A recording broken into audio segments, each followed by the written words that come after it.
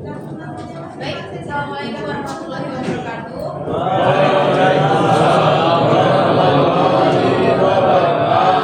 Selamat siang. Siang. Semangat hari luar biasa. Tetap semangat semangat. Luar biasa, walaupun siang masih tetap semangat ya. Baik,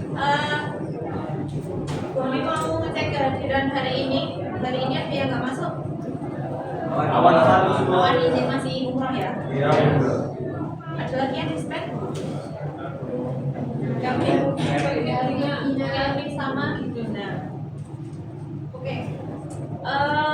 Sebelum kita mulai pembelajaran hari ini, kami mengajak kalian speaking dulu biar kalian lebih fokus. Nama speakingnya tebak siapakah aku. Nanti di sini akan ada clue. Sudah siap semua? Siap. Kita mulai ya. Yang pertama, sini ada clue. Saat ini aku sangat populer dan aku tahu banyak hal. Orang-orang sering bertanya kepadaku saat berhubungan. Di dalam slide ini ada cuma Satu dari turun dulu semua. 1, 2, 3. Rizal. Kecerdasan artifisial kami. Teman-teman. Kita lihat.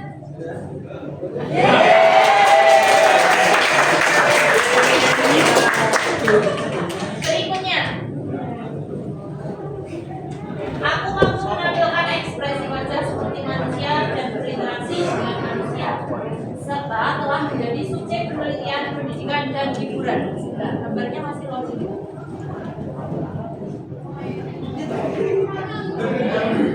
Ada yang tahu siapakah aku? Ada gambarnya. Siapa?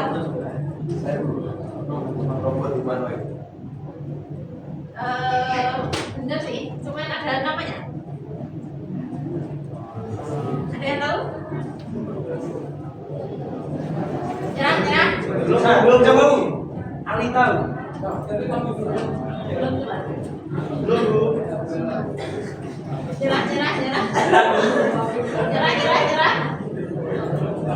Jawabannya adalah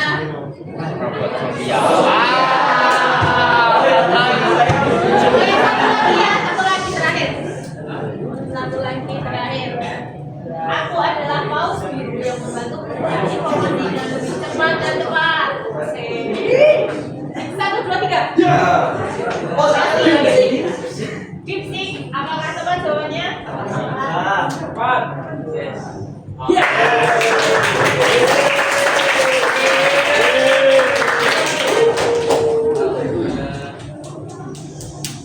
Jadi tadi sudah kalian sudah mengenal beberapa jasa-jasa artifisial atau yang sekarang ini lebih populer disebut sebagai KA ya. Ada apa sih tadi? Ada sensitivity, kemudian ada social robot, ada produksi.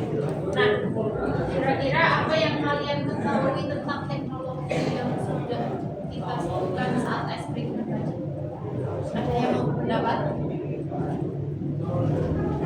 Kan mesti sering toh menggunakan ChatGPT, menggunakan musik. Ada yang mau berpendapat? Apa yang kalian ketahui tentang teknologi? Atau mau berbagi pengalamannya menggunakan itu?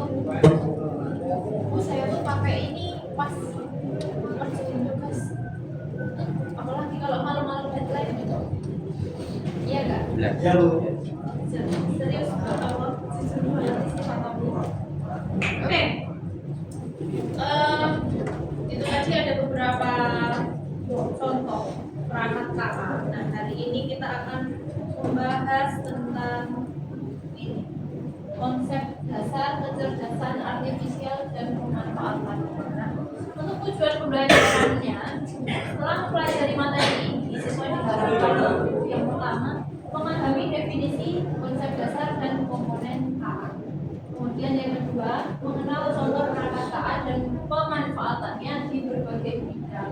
Dan yang terakhir menganalisis dampak positif dan negatif KA dalam kehidupan kita sehari-hari. Nah, materi dulu ya.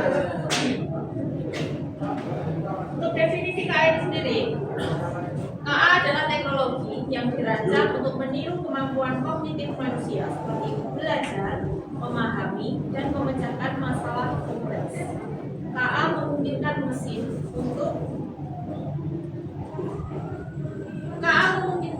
untuk mensimulasikan pembelajaran dan mengambil keputusan seperti layaknya manusia. Dan KA ini juga dapat dianalogikan seperti anak kecil yang belajar dari contoh. Nah, contoh yang di sini yang dimaksud adalah data. Jadi KA itu belajar atau dilatih dengan menggunakan data. Dan pengalamannya itu aktif.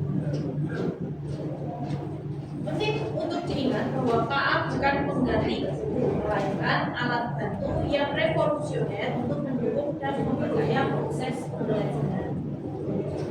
Kita lanjut lagi untuk komponen utama kecerdasan artifisial itu yang pertama ada machine learning, yaitu kemampuan mesin untuk belajar dari data dan pengalaman tanpa diprogram secara eksplisit sehingga dapat meningkatkan kinerjanya seiring waktu. Lalu ada NLP atau Natural Language Processing, teknologi yang memungkinkan komputer untuk memahami, menginterpretasi, dan menghasilkan bahasa manusia secara alami.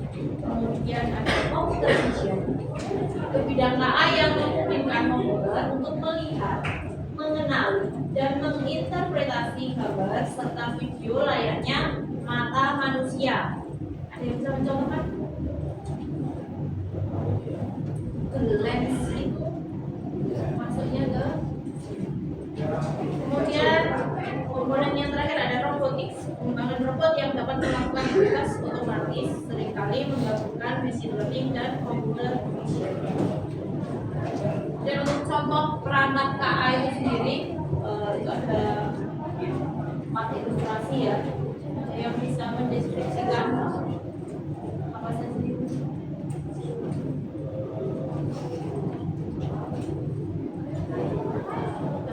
Itu ada kayak gambar lampu, itu mungkin penerapan IoT itu ya, smart lamp. Kemudian yang kedua itu lagi khusus material, terus yang ketiga itu lagi bekerja, terus yang terakhir itu melakukan percakapan. Contohnya apa itu? Meta,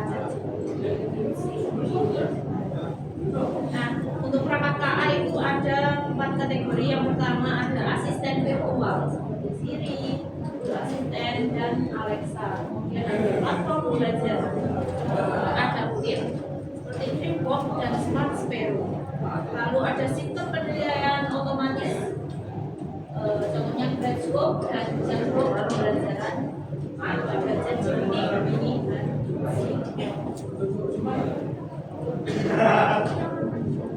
Kemudian untuk pemanfaatan KA dalam pembelajaran, yang pertama ada personalisasi materi. Jadi KA itu dapat menyesuaikan materi belajar dengan kebutuhan dan gaya belajar siswa. Lalu umpan balik instan, biasanya bisa memberikan umpan balik langsung, mendorong pembelajaran sendiri dan mempercepat pemahaman. Kemudian yang ketiga, efisiensi administratif, membantu guru mengelola tugas administratif seperti penilaian dan jadwal belajar. Lalu yang terakhir ada meningkatkan keterlibatan siswa melalui konten interaktif dan pengalaman belajar yang imersif. Tentunya untuk pemanfaatan saat berbagai bidang pendidikan di sini dicontohkan di bidang pendidikan. Ada juga cerdas, analisis data. Analisis data ini biasanya untuk penilaian siswa. Ini yang dimanfaatkan. Kemudian ada PR imersif. PR imersif contohnya kalau di sejarah sama arkeolog itu ada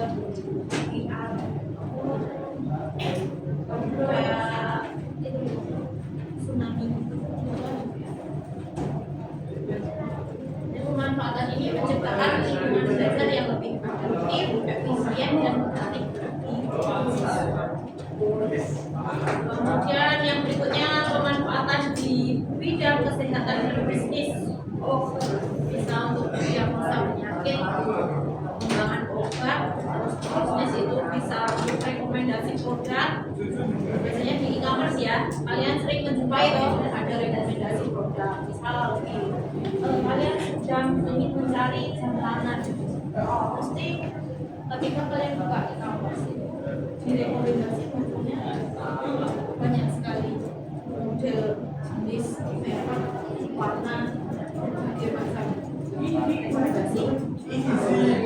Dan otomatisasi proses, otomatisasi tugas rutin meningkatkan efisiensi operasional. Lanjut lagi, manfaat dalam kehidupan sehari-hari.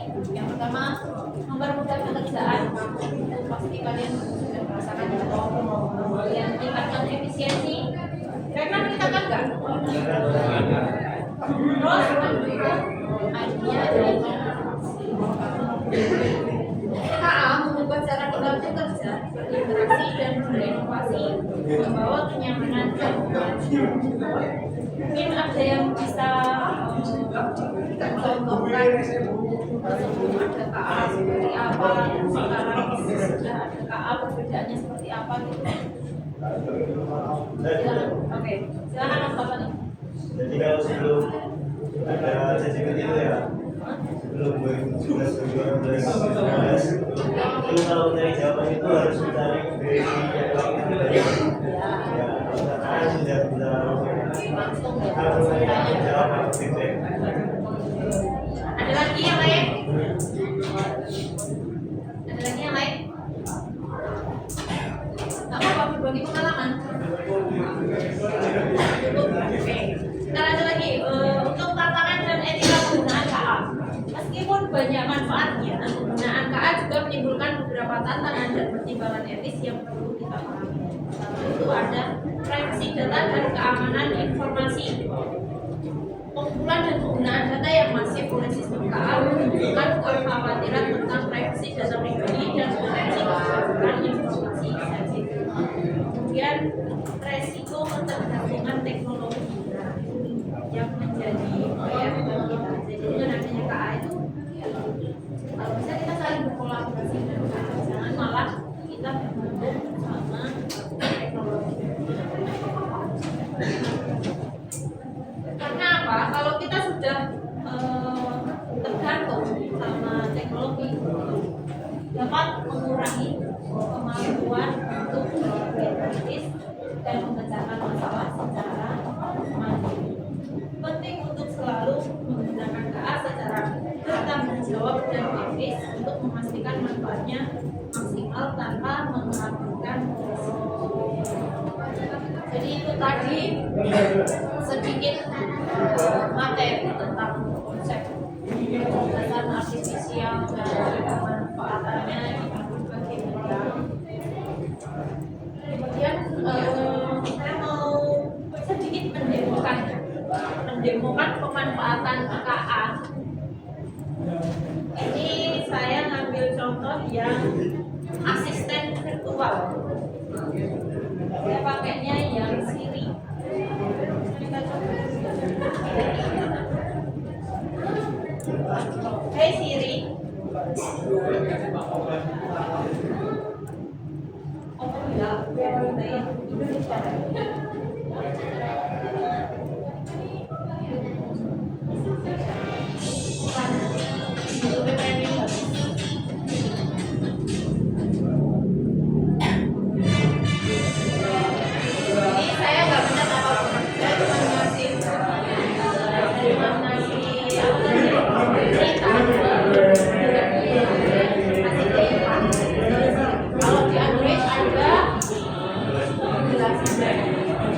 Cukup ya, jadi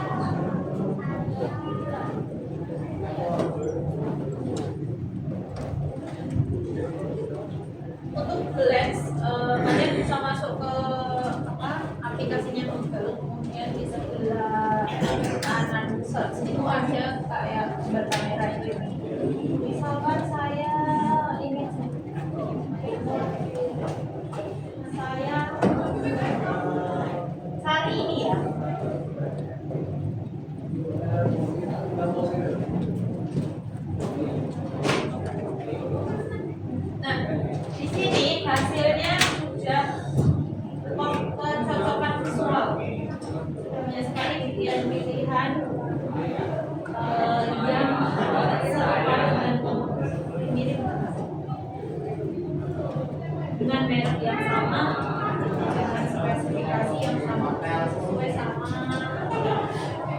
posisinya. Ini yang ketiga betul. Ini warna berapa? Oke. Kemudian untuk chatbot saya simpan di sini ya. Saya pakai DeepSeek. Misalkan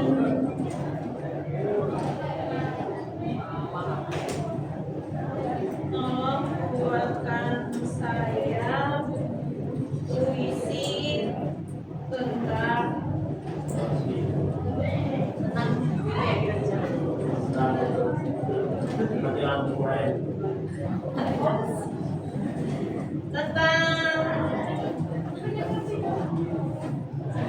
ini aja, kan kita mau mendekati kemerdekaan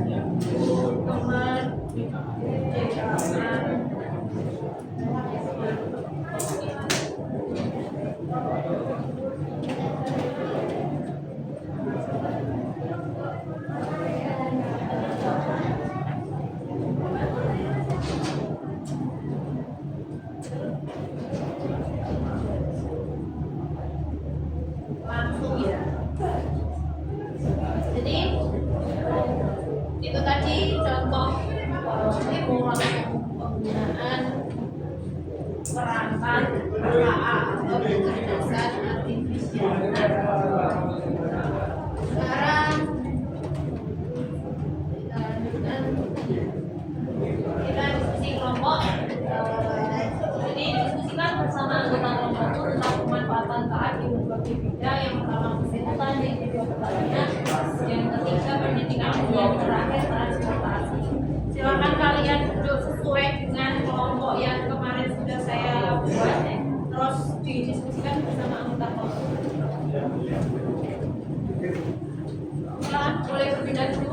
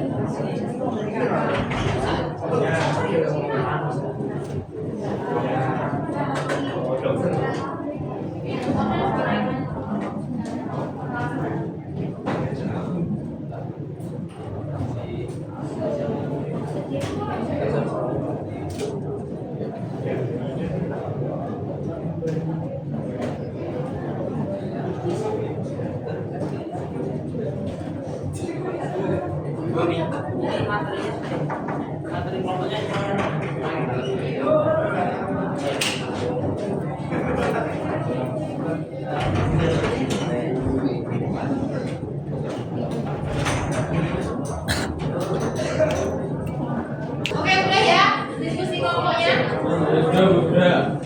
Silakan yang mau maju duluan. Kelompoknya siapa? Saya. Oke, kelompok apa? Transportasi ya? Ya. Silakan maju, Pak Tony dan kawan-kawan.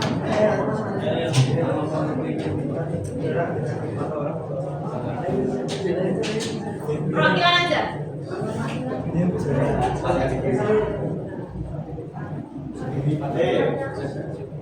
Saya siap untuk buka nanti Kak.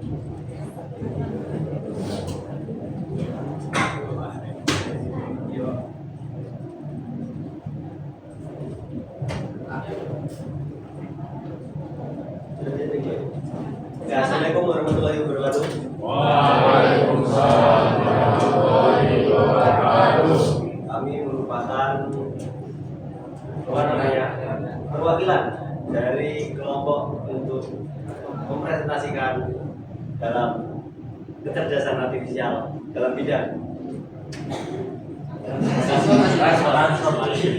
yang beranggotakan mereka. Saya Muhammad Fatani Zainullah. Ini saya ya, semoga apa yang kami sampaikan bisa dipahami. Siap.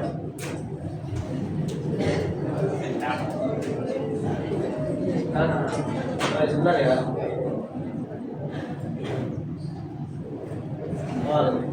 Oke, di sektor transportasi. Selanjutnya ada kendaraan otonom dan efisiensi lalu lintas. Transportasi adalah salah satu sektor yang paling siap untuk diubah oleh KA. Ya, kalian setuju ya? Setuju. Dari mobil otonom hingga sistem manajemen lalu lintas cerdas, KA menjadikan masa depan yang lebih aman, lebih efisien, dan lebih nyaman. Setuju ya? Setuju. Salah satunya, KA meningkatkan keselamatan, efisiensi, dan mobilitas dalam transportasi. Karena apa? Karena KA dalam mobil-mobil itu bisa berkomunikasi secara langsung, secara instan. Jadi kecelakaan itu hampir mendekati nol ya. Selainnya potensi mengurangi kecelakaan hingga 90%. 90% ternyata. Tapi 30% kesalahan manusia. Selanjutnya, penghematan bahan bakar hingga 15% melalui optimalisasi rute. Nah, berarti kan misal kalau ada macet, nggak pilih macet, berarti kan mobil bisa terus jalan gitu kan. Siap ya? Siap. Oke, untuk efisiensi sudah. Selanjutnya ada contoh real, contoh spesifik yang akan dijelaskan oleh Mas Ilham. Kaitannya aplikasi KA di transportasi itu tentunya tentang spesifiknya yang pertama Waymo atau Google itu telah menguji lebih dari 20 juta mil otonom di jalan dengan tingkat kecelakaan yang jauh lebih rendah daripada di manusia. Kemudian ada Tesla Autopilot itu data yang menunjukkan 10 kali tingkat kecelakaan dibandingkan rata-rata nasional berkat fitur keamanan berbasis KA. Kemudian hasilnya harus itu. Selanjutnya ada sistem manajemen lalu lintas cerdas. Bagi di Pittsburgh,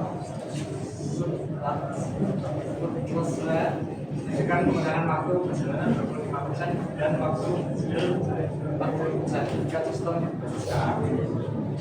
Terus ada logistik AI yang menghemat 10 juta galon bahan bakar per tahun, pengoptimalan pengiriman menggunakan kota.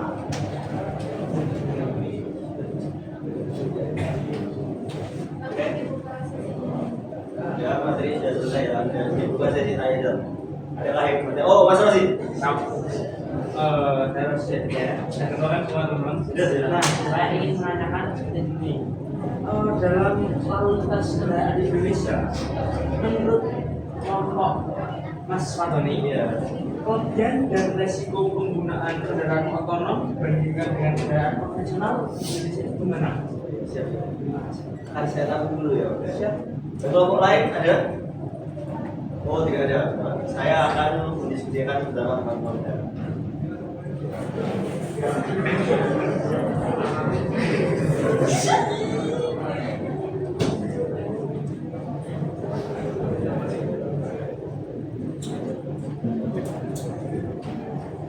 Tadi pertanyaannya dari kelompoknya Rosi, kelebihan sama resiko ya?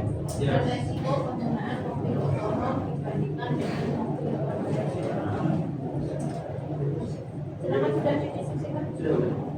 Bisa langsung. Mungkin saya bisa membantu menjelaskan sedikit ya Mas, tapi tidak secara keseluruhan karena ya di Indonesia sudah ada. Oke, jadi di Indonesia itu ada jalan, kabupaten, provinsi, tol dan lain-lain gitu Mas. Untuk otomatisasi transportasi itu paling mudah itu di dalam jalan tol. Betul apa ya Mas? Betul. Betul apa ya? Jadi kalau di jalan tol itu tinggal pilih rutenya mana, itu nggak ada jalan rusak, jalan apa gitu ya Mas. Ya. Terus kalau di jalan provinsi juga mungkin bisa kayak optimis bisa. Kalau di jalan kabupaten dan jalan-jalan sempit itu kurang bisa Mas. Dan itu resikonya ada di situ. Resikonya di situ banyak kecelakaan, mungkin banyak pedagang yang jualan di jalan, banyak apa ya, homeless yang tiba-tiba ada di jalan. Mungkin sudah ya. Ada yang berpendapat lain mungkin?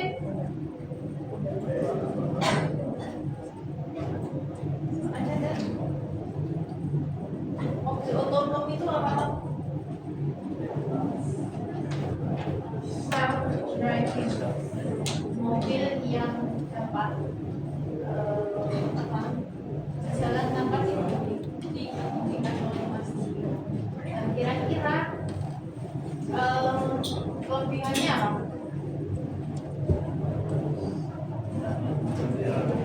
Mengurangi human error. Oke, terus apa sih apa? Mengurangi resiko kecelakaan. Ada yang lain lagi? Kira-kira dapat itu nggak? Apa ya? Yang disebutkan tadi dapat mengurangi bahan bakar nggak kira-kira? Bisa. Bisa ya. Kenapa? Karena ya ada optimalisasi rute. Jadi mencari rute tercepat dan rute terdekat itu juga dapat mengefisien bahan bakar. Resikonya?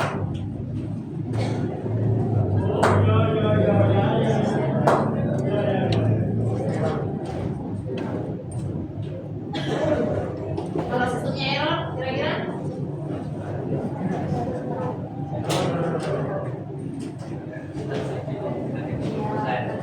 Saya kemungkinannya 10%. Terus kalau dilihat dari dampak sosial ekonomi gimana?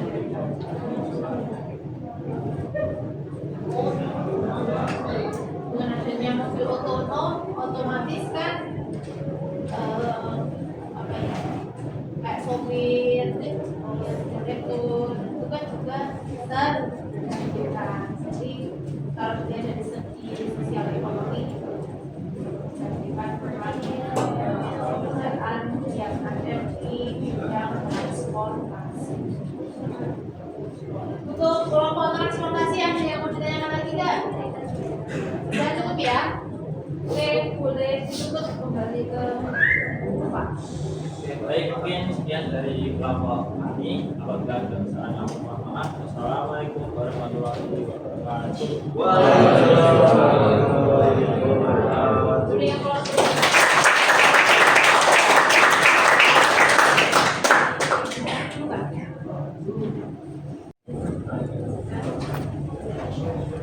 Oke, tadi sudah selesai ya diskusinya. Sekarang sudah kembali ke tempatnya masing-masing. Oke, saya mau mengajak kalian merefleksikan pembelajaran kita pada hari ini. Kira-kira apa yang sudah kalian pelajari selama pembelajaran kita sebelumnya? Silakan. Apa yang sudah dipelajari?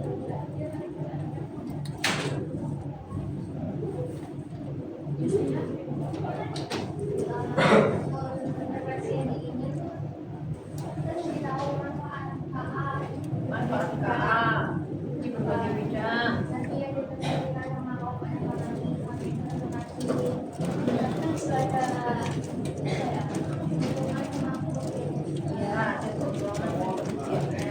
jadi gimana kita mengambil sikap dengan adanya pro dan kontra, plus dan minusnya? Kira-kira kita harus seperti apa dalam menggunakan KA? Dengan yang lain, menggunakan sifat lebih bijak menggunakan KA. Yang lain?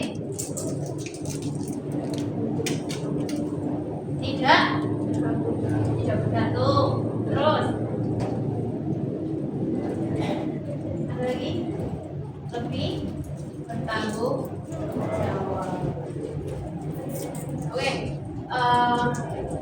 kita kasih tugas ya di rumah. Nanti silakan kalian melakukan wawancara ke orang tua atau ke tetangga. Silakan nanti kalian tanya bagaimana pengalamannya dalam menggunakan perangkat KA bisa menggunakan apa itu loh, filter yang di TikTok, kemudian rekomendasi yang di e-commerce, kemudian ada juga face recognize yang di HP, kan ada recognize ya.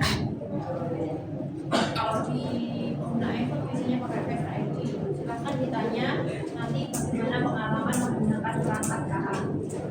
Kemudian untuk materi minggu depan kita mengeksplorasi perangkat KA sederhana seperti teachable machine-nya Google. Kemudian nanti kita buat klasifikasi gambar itu ya minggu depan. Oke, untuk hari ini sebelum saya akhiri, adakah yang mau bertanya? Cukup? Cukup. Baiklah, untuk pertemuan hari ini saya akhiri. Kurang lebihnya saya mohon maaf. Wassalamualaikum warahmatullahi wabarakatuh.